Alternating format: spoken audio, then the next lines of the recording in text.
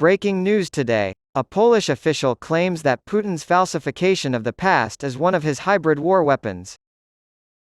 The Russian president's recent statements alleging Poland has territorial ambitions in Ukraine have been strongly criticized by Poland's deputy foreign minister, who argued that Vladimir Putin uses false history as a weapon in his hybrid war against the West.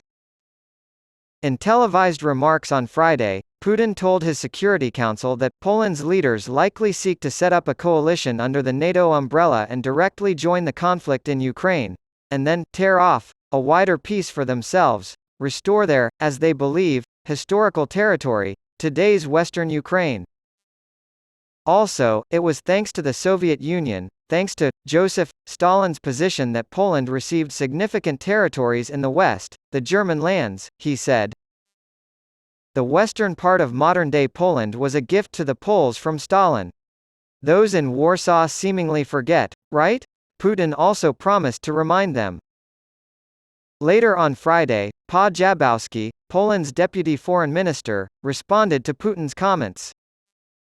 In an interview with Polsat News, he said, "We have another confirmation of who Putin is and what Russia is today, and that Russia intends to foment conflict not only in Ukraine but across Europe."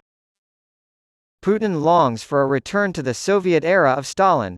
Of course he's lying cynically when he talks about the gifts we were supposed to get from Stalin, Jabowski said.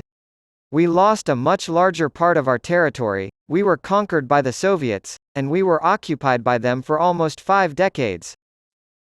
It's important to keep in mind that Putin's weapon in a hybrid war is also falsifying history, he continued. On Friday, Russian President Vladimir Putin threatened to defend Belarus with all possible means, as reported by AFP. At a meeting of the Kremlin's Security Council, he warned that, as far as Belarus is concerned, it is part of the Union state. Unleashing aggression against Belarus will mean aggression against the Russian Federation.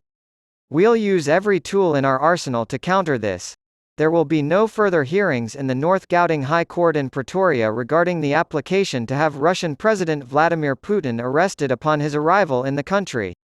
This decision was reached between the government and the official opposition party, the DA. The government has agreed to cover application fees. The DA filed a petition in the North Gauting High Court, demanding that the government arrest Vladimir Putin on charges of committing war crimes. In March, an arrest warrant was issued by the International Criminal Court, ICC, for Russian official Maria Lvova-Belova and Putin for their alleged involvement in a plot to deport Ukrainian children to Russia.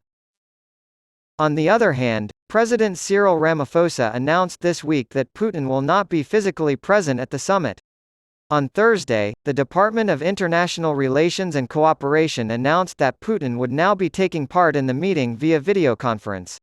This week, the Director General of the Department of Justice, Dr. Mashabane, confirmed in court documents that he had requested an arrest warrant for Putin from the National Director of Public Prosecutions, Shamila Batohi. In regards to Mr. Vladimir Vladimirovich Putin and Ms. Maria Alkesyevna Lvova-Belova, the International Criminal Court Registry has requested assistance and has sent 2 letters requesting information and cooperation.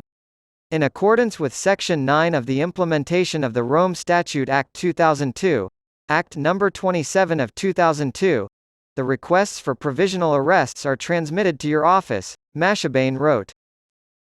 The department reported on Thursday that this was not the first time Putin had cancelled his attendance at a summit due to the Ukraine conflict.